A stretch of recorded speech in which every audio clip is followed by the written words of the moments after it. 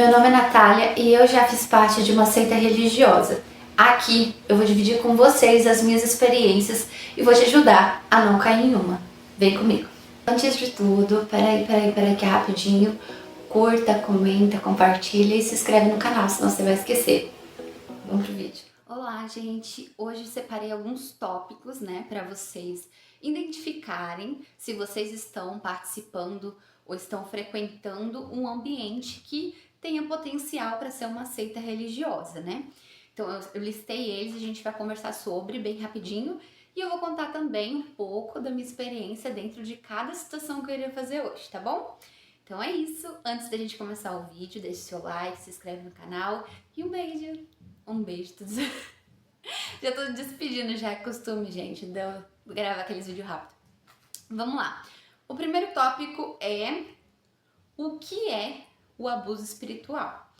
Gente, o abuso espiritual, ele acontece quando o opressor, ele se aproveita, da posição eclesiástica dele e ele faz o que ele quer, o que ele acha e ele impõe a vontade dele. A vontade dele tem que ser a que vai prevalecer. A vontade dele tem que ser a vontade que vai ser, vamos dizer, a palavra final. Entende? E nisso ele usa muito também a própria Bíblia, a própria palavra de Deus. Ele distorce e manipula, ou seja, ele vai tirar um versículo de contexto, ele vai pegar uma coisa, vai misturar com a outra para você não conseguir entender, e ele vai fazer aquela palavra, aquele versículo se adequar à vontade dele para que você obedeça a ele.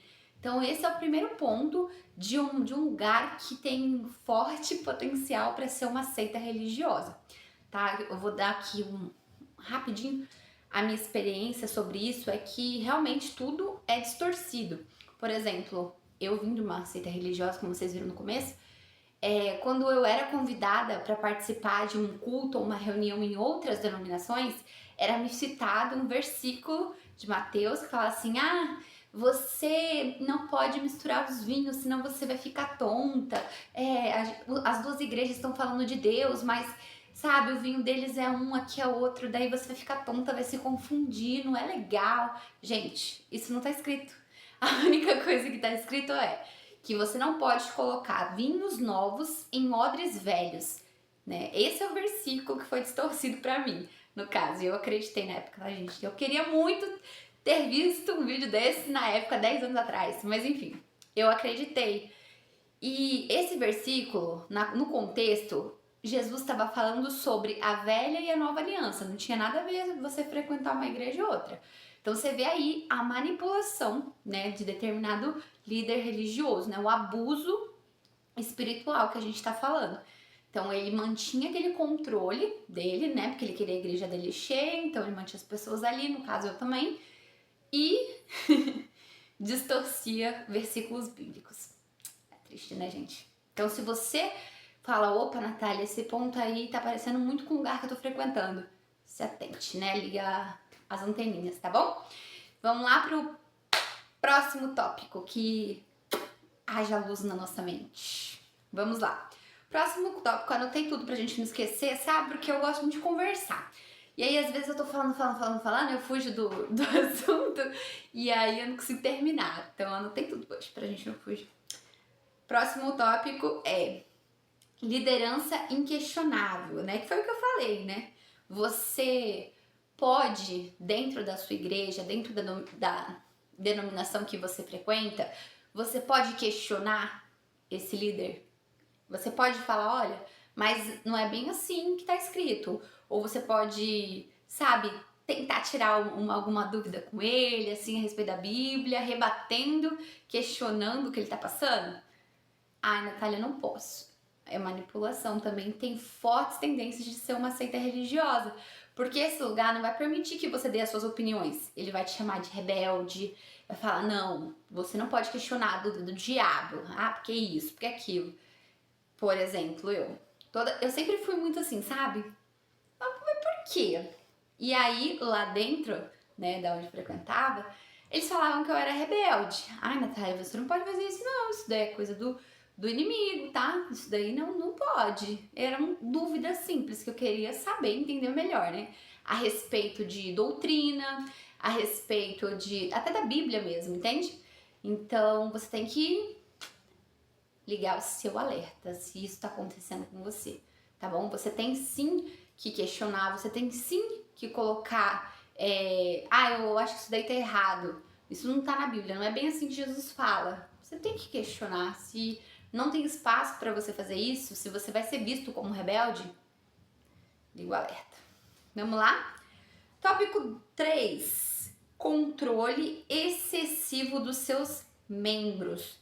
Gente, isso aqui é como se a liderança, ela quisesse, como não, né? É isso. Ela vai controlar a sua vida, até a sua vida pessoal, seu relacionamento, quais são seus amigos, as suas finanças, seu trabalho, tudo.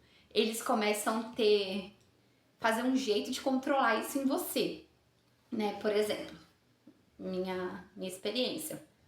No meu caso, eu fiquei noiva, né, de um pastor, como vocês já sabem, e assim, eles que escolheram. Eles que, sabe, vamos ver se a gente permite. Eles que falaram pra ele vir me pedir namoro, eles que deram tempo pra ele me pedir em casamento, é tudo eles. Então, assim, eles começam a controlar, né? Eu não podia muito questionar, então eu ficava ali, né, indo. Então, controlaram meu relacionamento, o dia que eu podia ver ele, o tempo que eu podia ficar com ele, o tempo que eu podia conversar, quanto tempo eu pegava no telefone pra conversar com ele, quantas vezes eu ligava pra ele por semana. Gente, era tudo controlado, né? E com relação ao financeiro também, tá? Eles olhavam, né, extratos bancários, polêmicos, né? Mas enfim, outro dia eu conto sobre as experiências a fundo, tá? Então eles olhavam realmente tudo isso, tudo era perguntado, e eu sentia que eu tinha que pedir permissão pra tudo, até pra ir na esquina. Será que eu posso ir ali? Será que, né? Porque senão eu vou ser vista como rebelde, né? E aí, também eles tinham controle sobre, eu falei da família, relacionamento, e família também, né? Por exemplo, eles falavam assim, você não pode ficar muito envolvida com a sua família, você não pode, sabe? Você não pode ter muito apego e tal. Eles sempre soltavam umas dessas. E aí, quando eu ia perceber, eu não podia ficar no Natal com a minha família, no Novo, não podia ter ficado no domingo, e por aí vai. Vamos pro próximo tópico? Se você se identifica, gente, liga o alerta.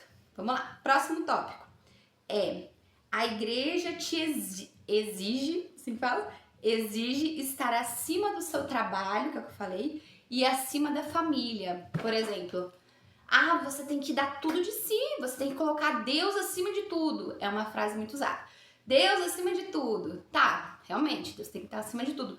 Mas isso não é motivo para você deixar de trabalhar para estar em reuniões intermináveis, porque eles começam a marcar muitas reuniões, te dão muitos afazeres para você não ter tempo para pegar um trabalho, ou às vezes fechar um negócio, você que trabalha por conta, ou você que é como é que se fala? CLT. Ou você que é CLT, eles começam a te dar tantas coisas que você fica pensando mais lá do que no trabalho, e aí não cumpre o trabalho direito, né?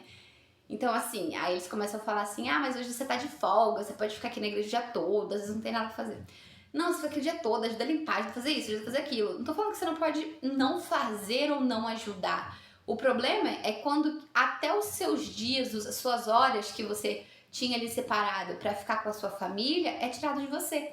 E você nem percebe. Quando você vai perceber, já passou um tempo. Por exemplo, no meu caso. Gente, eu tenho muita história. São 11 anos, né? Eu vou contar aos poucos pra vocês, a gente vai se conhecendo e tudo mais. Mas assim, eu já, depois de ficar, sabe, o dia todo no lugar, eu recebi uma ligação, uma das vezes, tá? Separei essa de exemplo. Uma dessas vezes eu recebi uma ligação, eu tava limpando o determinado altar. E aí falaram assim pra mim, olha, seu tio morreu. Foi desse jeito, né? Me ligaram, minha família. E eu falei, pastor, meu tio morreu. E aí falou assim, sinto muito e tal. Mas tem isso aqui pra fazer. Foi desse jeito, gente. E aí eu falei, tá. E como eu já tava muito envolvida ali, tava muito, sabe, manipulada, o que eu fiz, gente? Eu não fui pra minha casa.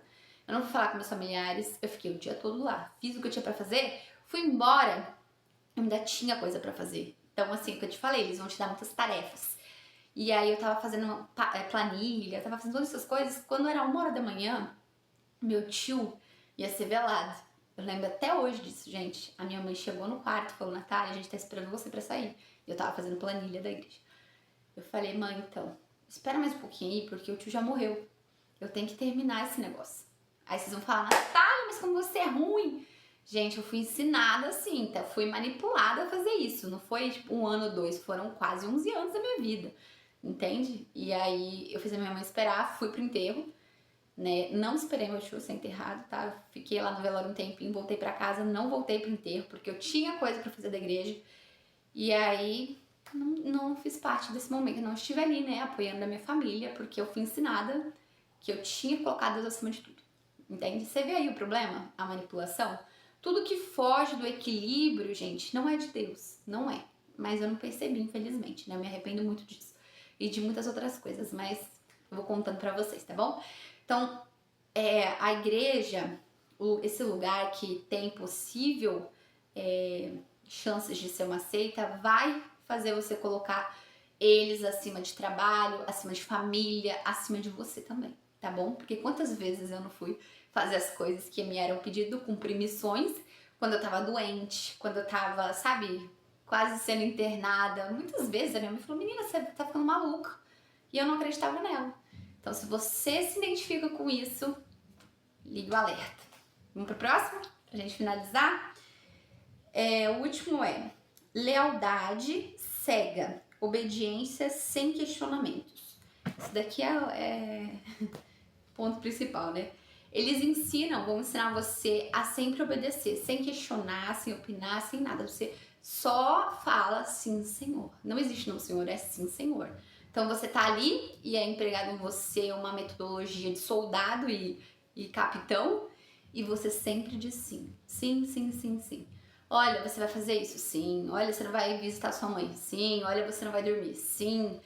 Então, assim, eu aprendi isso, essa obediência, essa lealdade cega. Pessoas que frequentam seitas ou possíveis igrejas que têm, né, esse perfil, elas tendem a defender o líder e a igreja, as coisas com unhas e dentes, sabe? Elas ficam: não, mas é isso, mas é que elas são assim.